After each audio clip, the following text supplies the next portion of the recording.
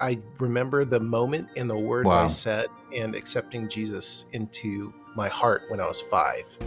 And I feel fortunate. I used to feel bad, like, oh, I don't have a bragamony or testimony and like some crazy story to tell, Yeah. But now I realize that it's the best thing ever because I've never had swayed away from the faith.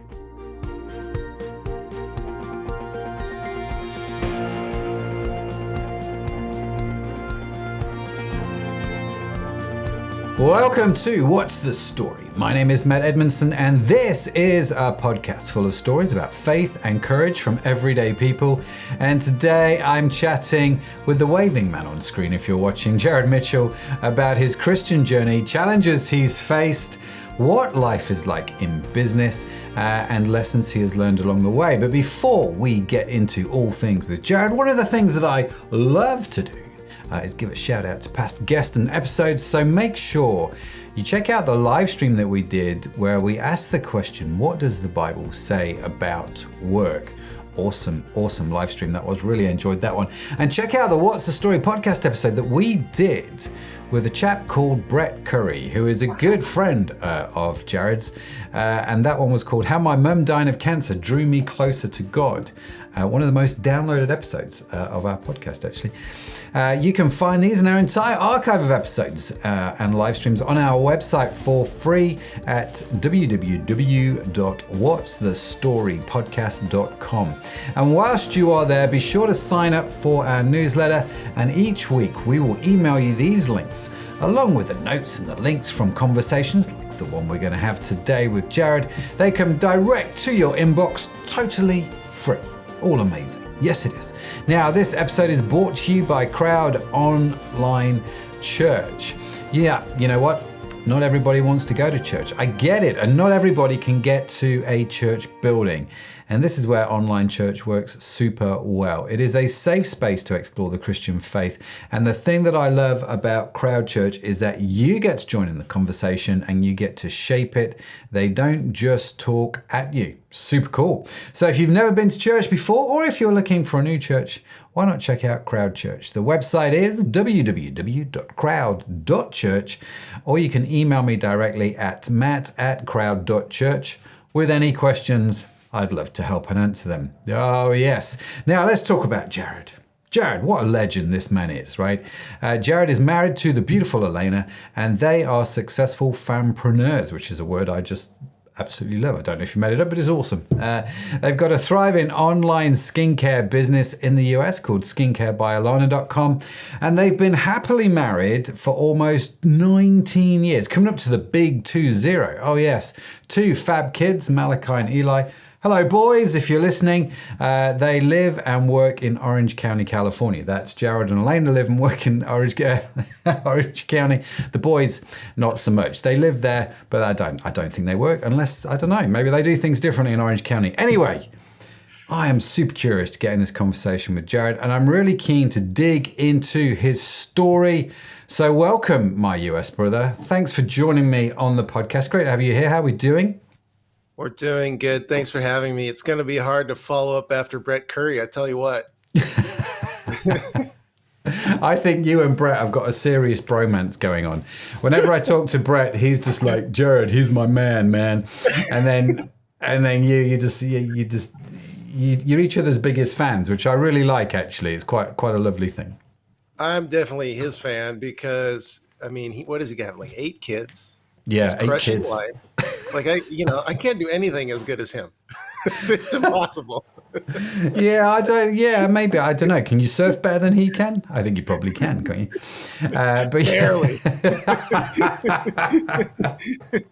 Yeah. Brett's great, actually. Brett's a legend. Do check out that episode if you've not heard it. I really enjoyed that conversation. Such a cool guy. But you're pretty cool as well, Jared. You know, it's worth telling the listeners actually that, we've known each other because of our mutual connections in the world of e-commerce and the world of business.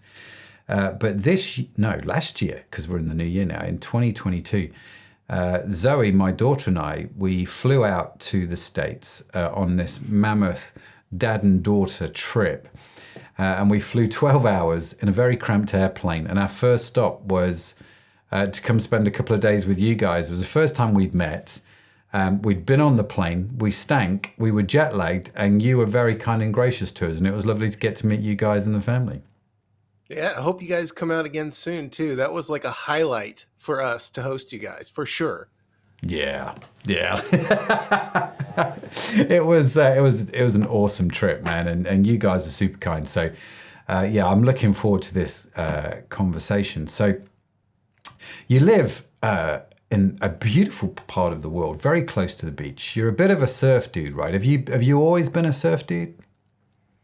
Yeah, it kind of depended on where I moved a lot growing up, over like San Diego, Texas, San Clemente, Oregon.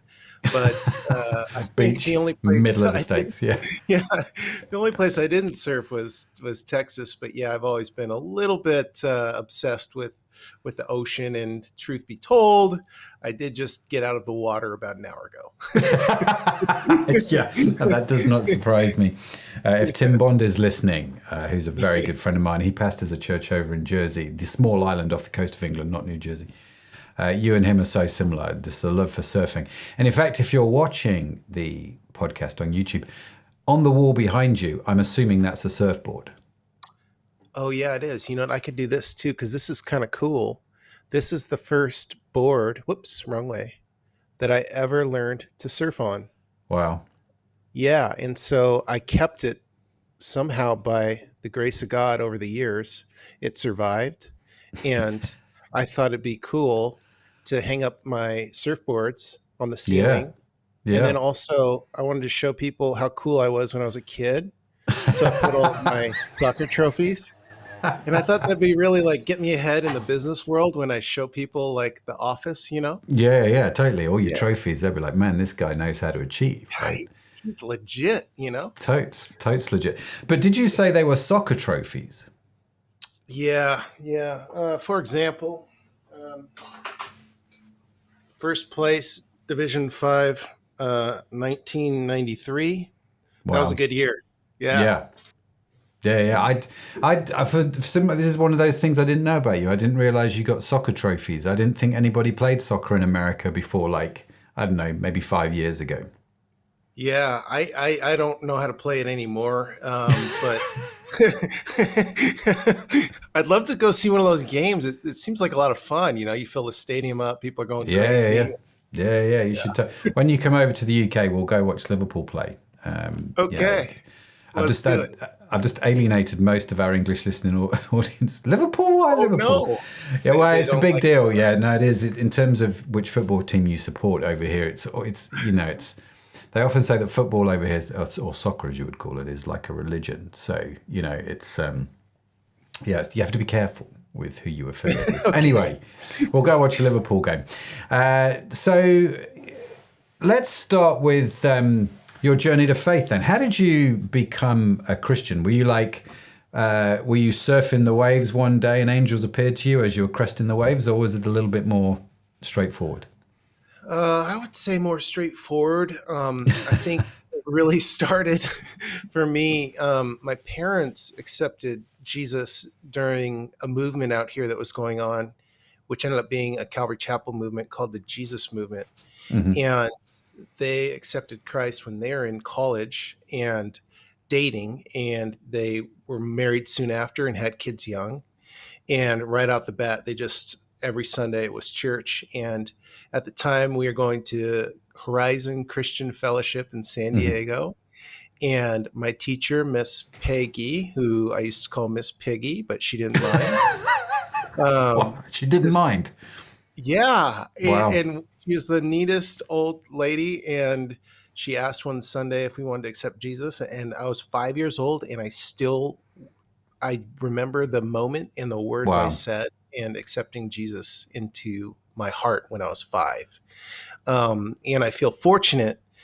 I used to feel bad, like, oh, I don't have a bragamony or testimony and like some crazy story to tell. Yeah. But now I realize that it's the best thing ever because I've never had swayed away from the faith, and I've Mm. grown up and been consistent about it. Sure, it's not perfect at times, Hmm. Yeah. but yeah, I've always had that faith in Christ. Wow. So I'm from 5 years old. That's a pretty, I mean, it's a long old time, isn't it? So what was it like for you growing up then in the church in the States at the time? Was it quite, I mean, I live in the UK and you hear various different things, don't you, all over the world. Was it quite strict? Was it quite fair? I'm just kind of curious what kind of environment it was that you grew up in. Yeah, I wouldn't trade it for the world. It was strict. Mm. Um, at times it was unfair, but I just remember getting really into like Christian heavy metal bands in the 80s. Okay. And there was this one band called Petra, and then there was this Yes. other there's this other group of like power lifters that used to go around the nation tearing phone books and running through Yeah. ice called Power Team. Hmm. And I just realized when I was like a kid, I was like, this can be really cool. This can be just as cool as not being a Christian, if not cooler. And so Hmm. I chose to like embrace the things that at the time that I thought were cool about the culture and the music. And I saw also, I felt like God from a early age gave me through the Holy Spirit just the ability to look at some of my friends at the public school and their situations. I Yeah. remember vividly in Texas, it was a little bit of a rougher school situation. And I remember vividly there was things such as a girl came into class when I was in the second grade and she had bruises all over her face. And I remember her telling the teacher that her mom was beating her with a broom. Holy And moly. yeah, I remember this other kid in the class, the kid in second grade who was already cussing, and he was talking foul mouthed about different situations that were very inappropriate for anyone to talk about at Mm. class. And I just remember experiencing these things and knowing that's not what I wanted for my life. And I was thankful that's not what my experience was. Mm. Wow. That's pretty intense. So you grow up in this sort of Christian faith. You grow up in a Christian family. Various situations go along, and then what are some of the key milestones for you then during this journey, or is it all fairly straightforward until you hit college and then? Mm. I'm a big fan of trying to mark the defining moments in our lives. Hmm. And I think when you're a follower of Jesus, the defining moments are more significant. I just feel Yeah. that way. I think that the first one is when you accept Jesus in your heart and fully understand it. Hmm. I think another one for me was when I requested to be baptized soon after. Yeah. Yeah. Yeah. Yeah, I think that's a really neat experience and milestone. I think another one comes sometimes around the point where you're turning into a man and you have to make the decision of what you want for yourself as far as, sexually or substance wise when the Yeah. kids at school are getting into that stuff and you have to decide if you're going to partake or not, Hmm. or if you're not going to do it. And if you're not going to do it, why? Because they're going to ask you and you're going to Yeah. need to say something to them. So I think that those are the first three that you really have to consider. And then Mm. from there, for me, it was marriage, probably choosing like, college career and having children. So, were you married before you go to college, or are you married? When did that happen in the timeline? Yeah. I went to college at Biola University in La Mirada, California. That stands for Biblical Institute of Los Angeles. Okay. And I really felt God had called me to go there despite um, other schools wanting me to play sports there, even for scholarships. And Oh wow. so I had chosen Biola and I don't regret it. Hmm. And that is where I met my wife, Elena, who also felt the same calling on her life. There's an interesting thing on your LinkedIn profile. I don't know how true this is actually. I've never asked you, but it says on there that you met Elena after she tipped salad into your lap. Is that correct? Yes, that is correct. That's the best way you can meet a man is that's Just just literally go and pour salad over them. we're gonna get right to the point here. Yeah. So I'd seen her walking around. I'm not a very social person. I'm a little bit more introverted unless I'm at work, then I have to be extroverted, I feel like. Mm.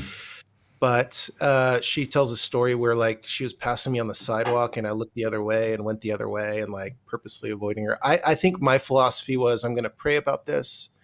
And, you know, if there's a girl that comes into the equation, sure, I'll ask her out. And so Mm. I'd had my eye on her, as I'm sure many of the other guys at my school did.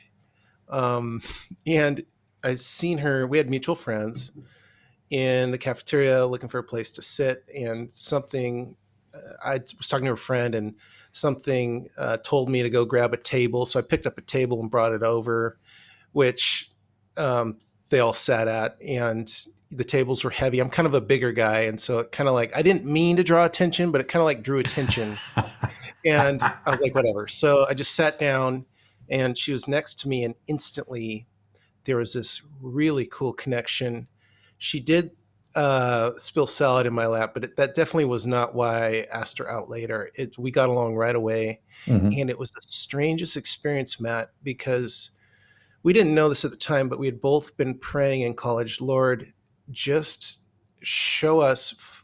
I don't want to date anymore. I'm over it. Like, show me the person that you want me to be with and make it clear. Hmm. And we were on the first date, and the only way I could describe it was being with her was like I never had sisters, I only had brothers. But it was like being with someone who was like my sister, like someone I literally knew my whole life, Mm. and we had just met. Mm. Oh, wow. So the sparks fly, as they say. The sparks fly. They still do after 19 years. It is funny actually because I think I've mentioned this to you before. Is the way Zoe, my daughter, refers to you guys. You went. I remember a couple of weeks ago I said, Zoe, I'm chatting with Jared later, and she went, Jared, the guy with the hot wife. And I was like, well, I'm sure he will appreciate you saying that, actually. Yeah, yeah, she's very Beautiful good. lady. Yeah, yeah. And we have this phrase here in the UK. I don't know if it translates, but punching above your weight. Oh yeah, big time. Yeah, I even I understand that one. Hmm. Yeah. So you go to college, you get married. When did the business start? Was that quite early on in your marriage? uh, yeah, it was. I was playing music for a living in a Hmm. band. Um, and I had started a decking business because when we were not touring or in the studio, I could make some money. I didn't want to surf all day, you know. And she's like, what should I do? And her mom have always been entrepreneurs, and her mom used to own a chain of spas, salons, and haircutting stores in Northern California. And she said, Hmm. go get your esthetician license. You can do facials and make $100 an hour. Back then, that's maybe more like $200 or $300 an hour now. But when you're newly married and just starting out, we were like, yeah, let's do it. And Yeah. so she started that business. And as soon as the housing market tanked the last time, Hmm. my decking job started falling away. And she said, why don't you start a website? And I had a little bit of experience building one with my decking business, Hmm. but I didn't know anything about e-commerce. So I was like, okay, Lord, um, that's a good idea. Why don't we just try it? I can build her one. I built my decking business, Hmm. and it was like so weird because I just got out of the water, and back then we didn't have any money. So I went to Costco, and out here in the States, Costco at the time, it was like a slice of pizza for like a quarter and a hot dog and a Yeah, yeah, Coke for like yeah. 50 cents. So I had my own meal deal there. I called it, where you get the hot dog and the slice of pizza and the Coke, and it's like you're out of there for $1. Hmm. Fantastic. I can't eat that way anymore, just so you know. It's Yeah, not a good. no one can. Once you sort of pass 25, that's it. Yeah. Ooh, man. Yeah. So as I was walking through Costco on the side, there was this flyer how to build a website. Oh This wow, is literally the story. It's so funny. And I grabbed the flyer and I went home and I used it to build a website. fantastic! Just followed it step by step. Yeah. So there it Wow. is. So the website then, Skincare by Alina, starts, um, and it's a skincare site. So you start just throwing different skincare products on there, right? And does it? I mean, we don't need to get in the business side too much, but I'm just kind of curious. You've been doing this what about 15 years now, haven't you? And so, did it take off straight away, or did it sort of trickle for a little bit, and then it took a little while before it sort of caught everyone's imagination? Yeah. It took off right away. It was like Wow. wildfire. And it wasn't even, I didn't even know how to build a shopping cart. We did all call to order at first. I just figured out how to list products on pages, how to build a website, how to do SEO. And then I figured out how to use Google. Someone told me Google was a big search engine. So they had a wizard at the time that brought you through Google AdWords, which is how people Yeah. advertise on Google. And I figured that out. And then we decided, let's go on a vacation. So we went to visit my parents in Oregon, and I turned on the ads and I put it to her cell phone and it started ringing off the hook and it just took off. Wow. Yeah. Wow. So here you are. You're still. You've got your business. In fact, when we came over, you'd just moved premises, hadn't you? And all that was going on. So, ha- I'm kind of curious. You're building a business. You've got your family. You're growing family. Is life all sunshine and rainbows, or are there some sort of challenges along the way that you guys have to deal with? Hmm. I think about that a lot because I felt like the first 12 years or so of the business was not all sunshine and rainbows. There's a lot of really tough times there. But I also think, well, we still have tough times. I'm I feel better equipped now to Yeah. deal with it for what it really is. We even just had one pop up this morning where I had to tell myself that hasn't happened yet. And God has you, Mm, like he's had you this whole time. You're doing what he wants you to do because he'll make it clear if you're not. hmm. And I still have those moments each day. But I tell you what, figuring that out for the first 12 years and the blood, sweat, and tears when you're someone who didn't think that God created you to be like an entrepreneur and like a boss and like a Oh leader wow. Wow. is intense. I was supposed to sit at a desk all day like my dad, you Wow. know. So that's a clash of identity then, isn't it? It's not even a clash of identity. That's not understanding your identity, I guess, at this point. Correct. Yes. So how did you I mean it's interesting, isn't it? I think as you go through your Christian walk, as you go through your Christian life, I think one of the things that happens, I've been being a Christian a little while now, and certainly a Christian entrepreneur, is your identity kind of unfolds the deeper into the journey you go. It's not like one day you wake up and, oh, I'm the most secure person on the planet now. Thank you very much for that, Lord. It's not like there's a magic wand sort of waved, but you sort of figure things out as you go along. So I'm kind of curious, what are the key things which have shifted in your thinking then from, when you started the business to where you are now? Hmm. The business taught me that I had a big problem with anxiety. Okay. And Yeah. I didn't know that I had that until the business started falling apart during this Hmm. one season we had. And that was a really difficult time for me because I didn't know I had it. I Hmm. didn't understand it. I didn't know what to do. Um, so yeah, I think I had to learn all about it. And Mm. I went on medication for a while. I tried everything. I mean, everything, including medication and all sorts of therapies and this and that. And I realized that I'd been actually struggling with this for as long as I could remember, I was just used to it. I was normal. I Mm. remember like in high school getting ready for like wrestling matches, Hmm. and in the US collegiate wrestling in high school, you're wearing like nothing. You're wearing like a Yeah. singlet, and you got to go out there in front of your high school. Yeah. Okay. You're like ages 15, 18 or whatever, half naked and wrestle another dude. Yeah. And just you two. Yeah. And you want to talk about like everything on the Hmm. line, you Hmm. know? That was the experience. And I just remember before those matches, like not only before them, but like the whole week before, the whole year before, just like being so anxious that I literally couldn't even perform, So to this day, I'm like, I wish I never did wrestling, but it was probably one of the best things for me.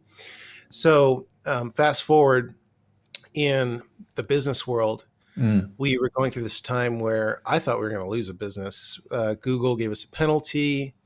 Um, we had gone through a website platform migration, which was butched and botched, Yeah. just Yeah. terrible time.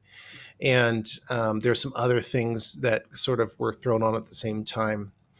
And so, yeah, how I handled it, I, of course, was trying everything I could, but I ended up going and getting some therapy, getting some help. Hmm. Um, and then I he's since gone to be with the Lord, but one of the mentors that I ended up working with had a profound impact on my life, and I think was really the key factor at helping me overcome that stage. We all call him Dr. Ron, and he was the coolest guy ever. He died of cancer a few years back, but he is the one that taught me how to deal with it and get through it. And one of the things that he did is he said, when you're going through these deepest, darkest moments, Mm. how are you going to fight back? How are you going to fight back for the kingdom? So what I did is I started taking a big part of my business day and devoting it to prayer. And that got kind of boring, to be honest, because like if you pray alone by yourself for an hour Yeah. a Yeah. day, it Yeah. could be kind of gnarly, right? So I thought, let me start inviting some guys and some friends in. And it turned into this really cool season before we had kids where we'd meet up sometimes 3 or 4 times a week every morning at our office and just pray over each other's lives. Mm. So throughout this process, I was able to sort of overcome my anxiety in a sense, Hmm. understand it, um, and the fruit of everything that came out of all those times we spent together in prayer over each other's lives was like incredible, not only for Yeah. me, but also for the other guys involved. Yeah. Ah, fantastic. Fantastic. So how are you with the anxiety now? Um, I just feel I don't think you're ever cured, but I Hmm. feel so much better. Like the situation from this morning could have totally thrown me off. And there are times where I feel it, but I just feel like I have enough tools now, to overcome it. Though most importantly, I just, to your earlier point, the identity, remembering who I am. Yeah. Like I'm a child of God. I'm a priest. He has a plan for my life. Oh gosh, your business doesn't work out. Big deal, like I don't know. It's like there's so much more to life, and I don't know. Keeping my focus and priorities on the right things, I think for me is huge. Yeah. It's interesting, isn't it, as you get older. One of the things that I've noticed in me is I if because like you, we've had the odd occasion where you think, Christmas, I'm going to just lose everything. The whole business is going to go under, and I can't see a way out of this. But somehow God works his thing. Um, but I kind of came to the conclusion a few years ago, and we were going through this particular time, and I thought to myself, you know what? If we lose everything, I'm okay. Because God's still on the throne. It's not like if I lose the business, God's like not God anymore. Do you know what I mean? He's still there. I think he still likes me, so I think we'll be all right. And I think for me, when I was thinking about it, I'm going, oh, that's a really interesting attitude to have. Do you know what I mean? It's a bit sort of like, well, I got to hold on to these things lightly, which I'm supposed to. I think the thing which concerned me more was not losing the business on my part, but all the families of the people that work with me. I think I was more concerned about that. And that, I think, is one of the big changes that's happened in me from when I first started the business. Because when I was in my early 20s, I'm like, it's all about success. It's all about this, let's take over the world, man. And have a multi-million-pound company and, offices in New York, London, and wherever. And I remember my pastor saying to me, Dave, who's also been on What's the Story, actually. You should listen to Dave's story. He's such a brilliant guy. I remember him saying, you know what? Men before they're 40 are all about success. When you hit sort of 40, your attitude starts to change and you become all about significance, which I thought was very, very insightful because that was my charting. I was all about success and it all became about significance. So how have you and Elena then, one of the things I love about you guys, and you don't see it a lot, right, is as a couple, you are running your business. I know you have a few other things outside of it, and I know you're not in the treatment rooms. I assume you're not in the treatment rooms doing facials for $100 an hour because who would pay for that, right? Just no. And you're working on the website. Alana's doing stuff over here, but together you're growing this business. You're sort of focused on your strengths. There aren't that many people I've met, Jared, like you guys, where as a married couple, you are running a business together and happily married, and the business seems to be functioning and communication has yet to break down. How have you guys sort of juggled that over the years? Yeah, that has not always been easy either. We've recently realized how unique it is. And I'm starting to actually see ads now. They don't appear to be faith-based, but like Fampreneurs, couplepreneurs, because it's, becoming more common for wives and husbands to own and run businesses together. I mean, for us, what that meant was a lot of marriage counseling. Okay. Fair enough. I am like so thankful for it because the most important thing for us is boundaries. So we have like pretty strict rules that when we're at work, we just talk about work. And if we have like personal stuff to talk about, we try to take a lunch break together, And after work, like we get home and like we draw a line and we just focus on each other and the kids. That's a very big one that we had to learn because if you're crossing over those boundaries too much, it just becomes like really difficult to do both well. I think I'm like so thankful for it now because I feel like it's made me like a better person and a husband to be able to figure out how to do both of them very well. Yeah. And I think in a relationship, we all have a tendency to be very selfish and think about things in terms of 50-50, if you've heard that one. And that's just at home. And it's hard for me to remember normal couples, they go home and they haven't seen each other all day. Yeah. For me and my wife, we've seen each other all day. And now I want to see her all day. I want to see her at work and at home.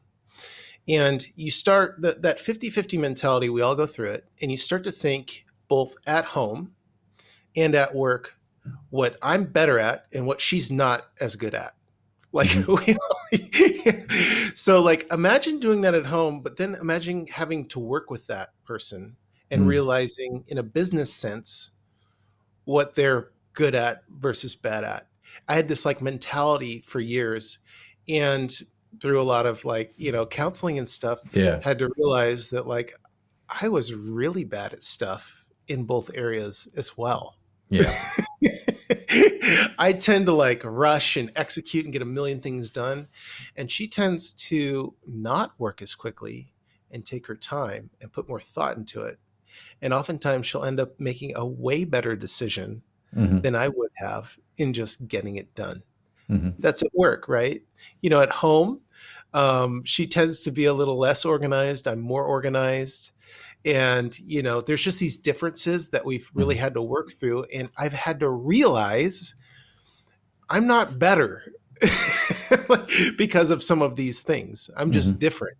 And Yeah. we need each other and we need to complement each other in those ways. Yeah. That's such a powerful revelation, isn't it? Because your marriage isn't a competition. It's not like I have to be better than you. You have to be to win this thing. But it is how I'm stereotyping, but of course it is how a lot of men end up thinking, that sort of competitive nature. And so this is why I'm intrigued, like how you guys have managed to make this work in the business arena that you have. So you guys went to marriage counseling, and I'm curious, what is what's the piece of advice that they gave you that sort of sticks out or transformed everything? Well, yeah, I'd start with the boundaries and Hmm. the 50-50 thing. Those were the two big ones that I think we really had to get through first. Another one for me is learning how to really listen and really connect, Hmm. which I thought I was like really good at, Rico Suave, romantic, and this and that. But you can like do everything you want in a marriage. You can do flowers, you can do chocolates, you can do all this stuff. But if you're not able to connect in the way that she needs to connect, Hmm. you're not being a good husband, in Hmm. my opinion. And so we had to go through learning all the love languages. And if you can't like recite your partner's love languages, Hmm. if you don't have it memorized, like to me, that's something you can work on right away, Yeah, yeah, yeah. Just buy the And book, read it together. Just do it. yeah, yeah. For me, that was very, very helpful. Like realizing that like she needs quality time and words of affirmation. And I actually need to be present while I'm giving them to her Hmm. and actually look her in the eyes and not be thinking about work or surfing or this or that. And she can tell if I am, believe Hmm. me. She knows. Yeah, I know exactly what you mean, bro. They just know. Mhm. I need to initiate date night at least once every couple weeks because it Hmm. means more if I do it and I take the time to plan something special. Hmm. I need to initiate a quarterly getaway where it's just me and her, and my parents are watching the kids. And these are Hmm. some things that we do ritualistically Hmm. to make sure that our marriage stays fresh and we're Hmm. still in love. And I have to tell you, like 19 years, like I'm crazy about her. We've seen at least half the couples we graduated Bible school with get divorced at this point. Yeah, it's crazy. It's crazy the amount, even in the church, the amount of people that get divorced. It's really sad, I think, actually. But then it's also sad when people stay together because they feel like they have to stay together, but they don't take the time to invest in the marriage. So it's a great marriage, and I think there's a lot of people I know that have really great marriages, and I find that really inspiring because it's like I can have a great marriage. I have to work at it. Like yeah, it just doesn't come. There have to be things that I do, but I have a great marriage, and that's such a life giving thing, right? I don't know about you, but I just that's my big thing. Everything else you can obviously you've got your faith, you've got your kids, but fundamentally I've got a great marriage, and that just transforms everything, I think. It's something to be proud of. I'm okay bragging about it to people. It does feel boastful, but I feel like, you know what? It's kind of uncommon. Like we've made Mm, it in like, yeah, I'm proud of it. Like we've worked hard and we have a good time. And like mm, people like say, we didn't know this. We found out like our friends are like, sometimes we're the couple where like, they're like, oh man, they're like so in love. They're like PDA. They're like, think of us as this couple who's like really connected and we make them mm. uncomfortable or something. We make them feel like they need to be another way. And it's not us trying to do any of that stuff at all. It's just us enjoying each other, you Yeah. know? And it wasn't always like that. Like, it's just very important, like years of therapy, blood, sweat, tears, Hmm. business, personal, working through the motions, kids up all night, Yeah. uh, kid throwing their poop across the, room on the floor, just like all the stuff.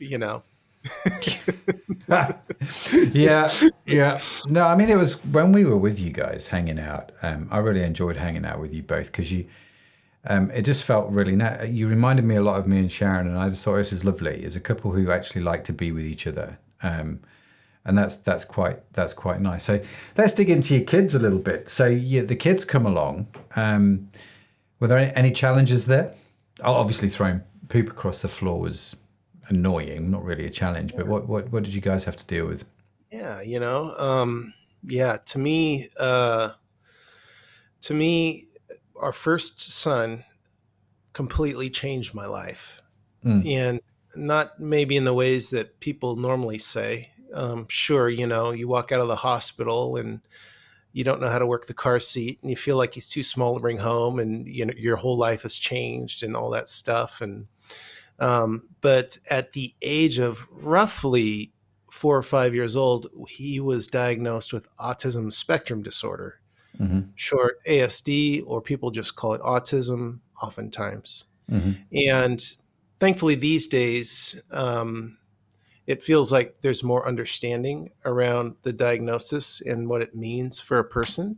Yeah. Um, and, I think the word disorder is probably misplaced. Mm-hmm. I think there's some things that he can do better, but for us, that was a significant, just foundation shaking moment in our life where we had to realize that our first son had special needs Mm, and it was serious. mm. So let me just preface everything I'm about to say with I've obviously met Malachi and the kid's just such a cool kid. So how did you deal with that? I mean, your foundations are shaken with your first son. There's almost a grief, I guess, that you have to go through at this point. Um, what, how did you guys get through that? Yeah, I ask myself the same question often. Like, Mm, how did we get through that? I ask Elena that as well, because before he was 5, he had gastrointestinal reflux disease, GERD. mm, And so he would just wouldn't sleep. It was like, I think he'd maybe sleep like 20 minutes at a time. He was just wow. screaming the whole time in pain. And it was just a really difficult newborn experience up to that point. So at that point, when we're receiving that news, we're already in a place where we know there's something a little different about him. And we both have a lack of sleep. We're both probably not doing well maritally, Mm, because of everything going on. And yeah. we got this business, and I got my anxiety and like all this Mm, stuff, right? Yeah. So basically, we heard that it shook our foundation, because I think for me, this ties back into my testimony of like, okay, Lord, I accepted you when I was 5. I mm, wasn't going out Friday, Saturday, Sunday nights and partying like my peers. Like I listened to your voice. I went to Bible school. Like, you brought me this amazing wife. Like, this, you, why are you giving me, why me? mm, You know? So I reached, for me, it was like, it got really deep. I reached this place of like, why, you know? And for Elena, I mean, she'd have to answer for herself, but it was so hard for so many years. I'm mm, talking lack of people that wanted to hang out with us because he wasn't normal. They didn't want him around their kids. We're mm. talking multiple different therapies. We're trying every sort of therapy we can. He must have gone to 10 different schools just to try to do like preschool or daycare so we could work. Yeah. And he just kind of kept getting kicked out, really. Dealing with different doctors who all had different opinions, dealing with people who'd come up and just be like, yeah, you shouldn't have given them all those immunizations, and just all the different theories, Yeah, all that the people helpful have that they're people. convinced Yeah, of. yeah. Yeah. Honestly, when we were younger, there was a point in time where I'm like, Elena, like, are we raising like a serial killer? Like, what is this guy's deal? Mm, Like, I'd spend time with him. He would like bite me a lot. He had a biting issue. A lot of kids with ASD have that.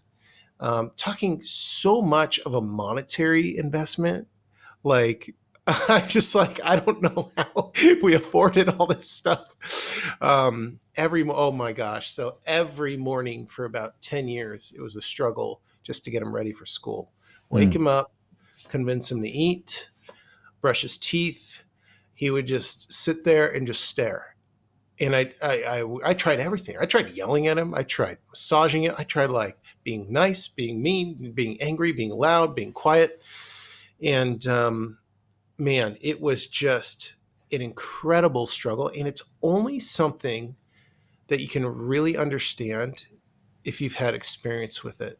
You can mm, hear someone talk about it all day long, and it just doesn't register mm. unless you've actually been through it. Yeah, I can imagine. I mean, I'm listening to you talk, going, man, that's got to drain every ounce of energy out of you in a lot of ways, right? Yeah, you're talking lack of energy, lack of sleep, lack of communication. It really brings out your differences, your parenting difference Hmm. between yourself and your wife. Everyone's got them, but it just amplifies those, right? It makes it hard to Mm, enjoy those micro moments and those moments that you want to enjoy and those key moments in his life. So it's not as hard now. I feel like we're at the beginning of the happy ending now, right. but I just sometimes I look back and I just ask myself, I don't know how we got through it. Yeah. How did we do that? I think Yeah. it's true of most parents, to be fair. But I imagine if having an autistic child is just throwing fuel to the fire. So I'm kind of curious here, Jared. If you could somehow magically teleport back a few years and have a conversation with yourself, what advice would you say to yourself that would get you through it? Yeah, man, I love that. What would I say? That question is catching me a little off guard. I feel like there's so many things that I'd love to say, but I think my biggest thing would be don't worry about the future or regret the past. One thing that I did right was I just developed a routine where I prayed over him every day and I read him every day. We are in the Word every day, and we brought him to church. We made sure that he hung around the right people and the right friends, and it taught me an incredible amount of patience and selflessness, endurance, how to move slower, Hmm. and just be more of a regular human being as opposed to some like supercharged business guy. So yeah, I was just so worried, Matt, about what is this kid? Is this kid going to be able to have a wife, have a Mm, job? Is he going to be able to go to like college, like a regular school? He didn't go to regular school for mm. half of his life. We had to pay so much money to send him to a very nice school that could help him the way that he needed to be helped. I was just so fixated on the future.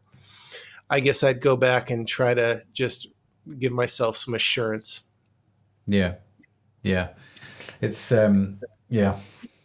Don't worry about tomorrow. Enough. Today's got enough trouble of its own. Is something that I often have to say to myself. It's but I mean, is it chalk and cheese now? I guess if someone's listening to the podcast, right, and they've got a similar experience with a young child who's maybe also autistic, I wonder if they're sort of sitting there listening to you saying, "Oh, it's actually easier now, and don't worry about the future." But when I met him, when I met Malachi, it was he was great. And it seems like whenever I talk to you about your kids, you're always smiling, you're always beaming. It's your kids are a massive part of your life. So I assume that change is that been more in you maybe than him. Mm, yeah, that's a good question too. I don't know. I think you're onto something there. Probably, or maybe Yeah. that's more equal. I don't know. He's changed so much, so I can't discount all the ways that he's grown up. The update on Mm. him is he's currently going to a neurotypical junior high. It is a Christian school. So they do have help if he needs it, but he doesn't really need the help so much anymore. He's a Hmm. full blown sarcastic teenager now. Um, he plays football and basketball with all the kids Mm. in the sports leagues. He just scored his first basketball hoop the other day. He's Fantastic. this semester he's got all A's and B's. I've looked back at the things that he's accomplished along the way. He invented and patented his own product. Of Yeah, course he did. Why would he not? Yeah, surely every teenager's done that. yeah, he's done these things that's like kind of amazing. As I was sort of looking back, so he's definitely changed a ton and developed a ton. But I think to your question, I feel like it's changed me more Mm. in better ways. And Mm. it's all, I think, just the way that God uses these situations in our lives, whether it's a business, a marriage relationship, or, situations like having a special needs son, Mm. um, to mold us and shape us continually over our entire life, no matter Yeah. if you accepted Christ when you're 5 or 45. We're all on this journey, and he's going to refine us through his fire Hmm. in the way that he best sees fit for us. And that's what I think one of the most beautiful things is about having a relationship with Christ. Yeah. Yeah. No, it's fantastic. That's fantastic. So, if you were to, one of the questions I like to ask people is like, what's your one message? What's the big key learning, the one thing? So, if you had one opportunity to preach one sermon, what would be that? What would be that sermon? What would be the key takeaway from that point, from that Mm, message? yeah, I don't think you want me preaching any sermons. I don't think that'd be a good idea. um, I don't know. I'd but listen. oh, thanks, man. You and Brett, I'd have two people in the audience. Yeah, Maybe yeah, my I would wife. show you one. Yeah, my son though, he'd be like, "Nope, see ya." Yeah, so uh, I no, I do love this question. I would probably give a sermon if someone forced me to, but I've been thinking a lot lately about Matthew 12 and the widow's offering. Hmm. I have a friend who will go unnamed, and he baffles me because he's much older than me, but he's had a crazy life, bumpy life. He loves the Lord. And we happen to have kids that are the same age at the Hmm. same school. And he, most of the time, you will see him and he's wearing secondhand clothing. And he's always been kind of a quirky, strange guy, but a good friend. Hmm. And over the years, I've gotten closer to him and his family. Well, as you do with anyone, you start learning more and more about people's personal lives. Mm. If you go to the same church and you're hanging out, your kids are hanging out at the park and this and that. Hmm. And it turns out this one gentleman is extremely rich, wealthy. Hmm. And it was the last person on the planet that I expected to have any sort of money because, I mean, I'm looking at car, house, kids, Yeah. clothes, and it's the opposite. Mm. And so I was reading through Matthew 12, and that's the widow's offering when Jesus basically, a widow, a very poor widow, comes up and donates two small copper coins worth only a few cents, to the offering or Mm. offering box, whatever they had back then, offering plate or whatever. And Jesus just said, truly, I tell you, this poor widow has put more into the treasury than all Mm. others, right? Yeah. They all gave out of their wealth, but she, out of her poverty, put in everything, all she had to live on. And so lately, what I've been thinking about a lot is, we've all heard this before. God doesn't need our money. And just through some circumstances in our life lately, I thought, man, we all say that, we all go to church, but at the end of the day, most of the people, at least here in Southern California, they still want the car, they still want the Mm-hmm. clothes, they still want the status, power, they still want the house close to the beach, right? Mm-hmm. They still want it. Um, we know the last thing that God wants us to do is work more so we can give him more money. like, but we don't live that way, right? Mm-hmm. So lately I've been trying to think of the same way. If God doesn't view our finances proportionally, I don't think he views our time that way either at Mm-hmm. all. And you may feel like you do or do not have a lot of money, and you may be able to give all of it or none of it to the Lord, but what are you doing with your time? Yeah. And I think that he values the time way more Mm-hmm. than he does the money, because that's how he lived his life. He Yeah. spent time with people and time with his apostles and time with the poor, with the widows and the orphans. So if I had to preach any message, I would just say, hey, in my life, in our life lately, what I've been trying to do is not even think about the money that I'm donating to this or that or whatever. What am I doing with my time? We Mm-hmm. do have spare time. Sure, let's spend it with our kids. Let's run our businesses. Let's go to work. Let's spend it with the wife. But we do have time on top of that. Yeah, Mm-hmm. let's just go surfing for another 10 hours. Like, no, like find the balance. But I've been sort of like getting started by donating some of my time on Saturdays to work with kids with special needs. Mm-hmm. And it's been the most rewarding thing that I think I could have ever done, Mm-hmm. because it's time where literally I will sit apart and I'll be like, okay, Lord, show me what you want to, this is for you. Like, I Mm-hmm. know this kid needs me. We're going to go do XYZ. Mm-hmm. Just, this is out of praise, out of service. This is what I want to give, and show me where to take it from here. Mm-hmm. So I don't know. I'm kind of like rambling a lot, but for me, my encouragement to people, if you're listening to this, is to start thinking of things more along those terms. And if you're not investing in the kingdom in a way that you should be with your time, um, ask God, where you should be Mm-hmm. spending your time doing that.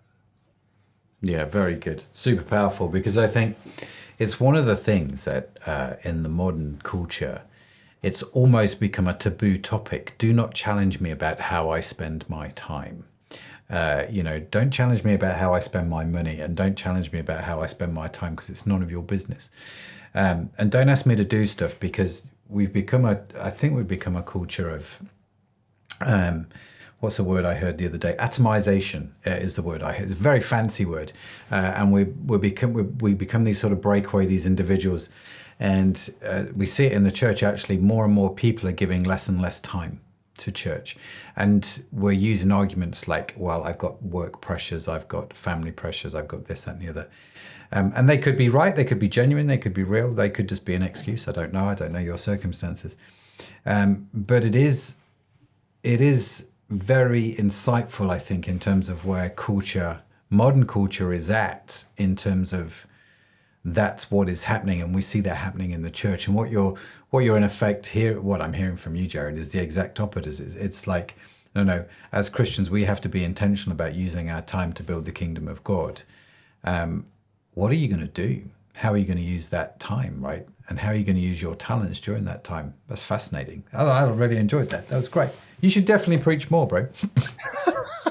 Well, I think people just assume they have to go be a missionary or do some big thing. And I kind of had that mentality for a while too. And the Mm, Lord just showed me, hey, first of all, he's like, what did my son do while he was mm, on the earth? And Jesus just rolled around, just serving people, mm. widows, orphans, anyone who had special needs, cripple, the whole deal, right? So Yeah, I was like, oh, boom, like special needs, I got it. Like I walk in a room now and like understand and figure out how to talk to these kids because of my own experiences with my son. yeah. Mm, And there are so many people with special needs in our area that are just, it's almost shunned. Like people are Yeah. scared of them. People have like Mm. phobias. And to be Yeah. able to walk up and give them a big hug, and some of the things that I do with some of these, some of them are kids, some of them are a little bit older. You can't help but just smile the whole time. Yeah, I imagine it's immensely rewarding, isn't it? Super, super rewarding. Have you ever felt like in business that you were seen as an entrepreneur, as a business person, that the sole reason God gave you a business was so you could give copious amounts of cash to the church, for want of a better expression, or have you kind of Yeah. avoided that? I went through a season where I was like, oh, I think that God's going to use me to give a boatload of money to XYZ. And you know what? Maybe there's times where he has or hasn't. I'm not Mm, concerned with that, because I think where I've ended up is like he really just doesn't view money in terms of, amounts. I just mm, don't think he does. I think he makes sure we all have what we need, like the birds of the mm, fields, and also the ministries that he wants to survive. mm. Um, Anyways, I don't know if that answers your question, though. I'm sorry. No, no, no, not at all. It's just really intriguing, isn't it? I mean, a lot of business people that I've met in church have sort of felt sort of pigeonhole in this. Oh, you're in business. We kind of in church we tolerate that as long as you give lots of money to the church over here, kind of thing, which I think is just crazy. But that's just me. Maybe that's a topic for another day. Jared, I'm aware of time, so I'm going to ask you my closing question, which has left you confuddled for the last hour. The Oscars question. Jared's like at the start, I don't know about the Oscars. Don't ask me about this. So the Oscars question is this, right? I want you to imagine you are at the Oscars. You have been given a Lifetime Achievement Award, celebrating the life of Jared. It's like, go Jared. Yeah, all things Jared. And you get chance to stand up and you say, listen, I just want to say thanks to X, Y, and Z because of the impact they've had on my life, right? It could be a church leader, it could be a family member, it could be an author of a book, it could be a music album. Who do you thank and why? Is this before or after the guy Will Smith comes up and slaps me? So you do know about the Oscars. Let's say pre-slap. I like it when there's this video going around of Jim Carrey accepting a Golden Globe. I don't know if you've seen it. You got to Google it, because he gets up there, and I'm going to butcher this, so you're going to have to all check this out on your own. But he just says, I'm not just Jim Carrey. When I wake up in the morning, I'm two-time Golden Globe winning award winner, Jim Carrey. Jim Carrey. And he goes on to like 10 different things and this, that. Yeah. And, oh man, that would be so terrifying to be up there. And then they play the music when you start talking to them. Yeah. I don't know, man. I think I would just thank God, and I'd probably try to figure out a way to do it where it was well received and people actually listened, Yeah, rather than and just zone out. Yeah. talk a little bit about Jesus and why I'm thankful and how I got there. And then, I'd probably in my life would thank my parents and my grandparents. And probably some of my mentors. I don't know if you know who they are. I haven't mentioned them, but I probably thank some of my mentors. And first and foremost, I definitely, wife and kids for sure. Yeah, totally. It's a really interesting question, because sometimes when you ask this question to people, the answers they give you, you're just like, well, I would never have known that. And so this is why I keep asking the question, the Oscars questions. It's now becoming known. So, but you're the first person to stand there and go, oh, that's terrifying. Don't want to do that. No. I'm not going. Somebody else can read the speech. I'm not doing it. Man, that's awesome. Listen, man, if people listen to the podcast and they think that Jared bloke, he's kind of cool, or I've got some more questions, how do they reach you? What's the best way to connect? Yeah, I'm on like Facebook and Instagram. My handle is Beefy Sites, which is an old business I used to have. my nickname is Beefy, and I just kind of went for it. So Beefy Sites, and then, or you can just email me. My email address is Jared, Jared, then the word Donald, which is my middle name, like the duck, and then my last name Mitchell, Mitchell @gmail. So Jared Donald Mitchell at gmail.com. Not Jared Donald Duck Mitchell at gmail.com. No, somebody else has already got that email address. Yeah. Brilliant. Jared, listen, man. We will, of course, link to your stuff in the show notes, which you can get for free, along with the transcript on the website, the What's the Story podcast.com website. Of course, if you're signed up to the newsletter, they're going to come winging their way to your inbox without too much drama. Jared, you're a legend, man. Thank you so much for coming on and sharing your story. Really enjoyed listening to it. And you're just a top geezer. Really appreciate you. Just super inspiring with what you do with business, with the family. And I love the fact that you're often in the sea surfing. That's super cool. You can teach me how to surf one day. Oh, I'd love to. You got to come out. I'll take you right. It's a little cold right now, but it sounds like you have some surfing pretty close to your house up in the Jersey area, and we can do it there too. So yeah, why not? Let's go to Jersey. Meet Tim and you get on great. So yeah, awesome. There you have it. What a great conversation. Huge thanks again to Jared for joining me today. Remember to check out Crowd Online Church at www.crowd.church, even if you might not see the point of church. We are a digital church on a quest to discover how Jesus helps us live a more meaningful life, the kind of life that Jared's been talking about. We are a community, a space to explore the Christian faith, and a place where you can contribute and grow, and you are welcome at Crowd Church. Now be sure to subscribe to What's the Story wherever you get your podcasts from, because we've got some more great conversations lined up, and you're not going to want to miss any of them, let me tell you.